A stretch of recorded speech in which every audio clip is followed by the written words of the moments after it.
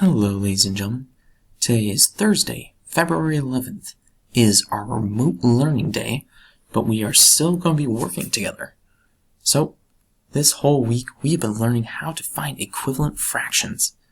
Now, we have shown equivalent fractions that are equal to each other. They take up the same amount of a whole by using pictures and objects, specifically our fraction tiles, and as we've been seeing, equivalent fraction charts to show that two fractions are equivalent. Now, hopefully soon, we can even start getting into multiplication or division to show two fractions are equivalent. But for right now, we'll focus on these two strategies. And when we're talking or even writing in some of our work, we should be using the sentence stem that the fractions blank and blank, so for instance, 1/2 and 2/4, represent the same amount of a whole, so they're equivalent. Now, here is our work for the day. So here's the link that you just clicked on to make sure that you can listen to this in our directions. Here is our fraction tile tool that we can be using today. And here is our assignment. So, I'm going to be signing in. And let's see. First, we have our reflection page. So, I can use objects and models to show two fractions are equivalent. I feel very confident about that. The last couple times I was at teacher table, I got really good feelings about that. I was able to explain to other students how two fractions are equivalent. And then for the fraction tiles, maybe I just saw it yesterday. I feel pretty good, but I want more practice. So, there are times where I'm going to ask you to actually compare two fractions. So things are either equal or not equal.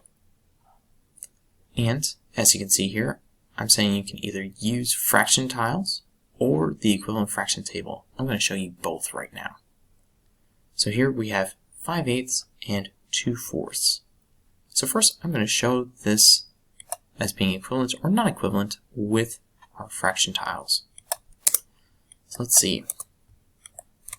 The first one was 5/8. That means I'll need 1, 2, 3, 4, 5 eighths. So I'm going to place this up here. And 2/4. Fourths. 1, 2. So as I look at this, these do not take up the same amount of space. These are not equal. So what I'm going to do right now is I'm going to share this and copy its image. And with it copied, I'm going to go back and press Ctrl-V to print it. Now, I'm going to quick scale it down. There we go. So here I can see they do not take up the same amount of space. They are not equivalent. So I'm going to use my tool here to show they are not equal. They are not equivalent.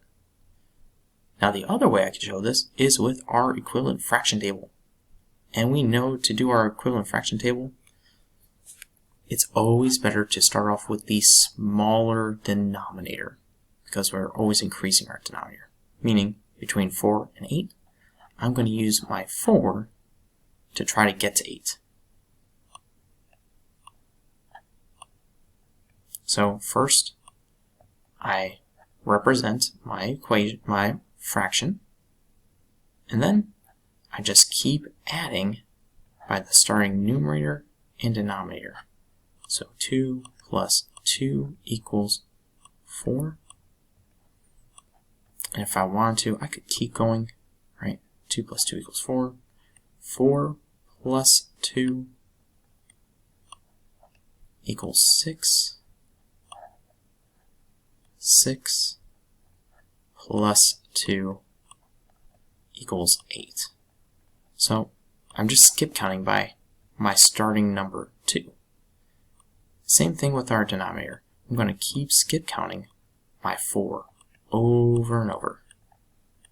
I'm not changing the amount that I add by. It's always by the starting numerator or the starting denominator. So we have 4 plus 4 equals 8. 8 plus 4 equals 12. 12 plus 4 equals 16. Ah, I didn't even have to do all these. 4/8 is equivalent to 2/4 because I have more than 4/8, right? And we can even see that here. 1, 2, 3. 4/8 is equivalent to 2/4. Because I have 5 of them, they're not equivalent. Let's see.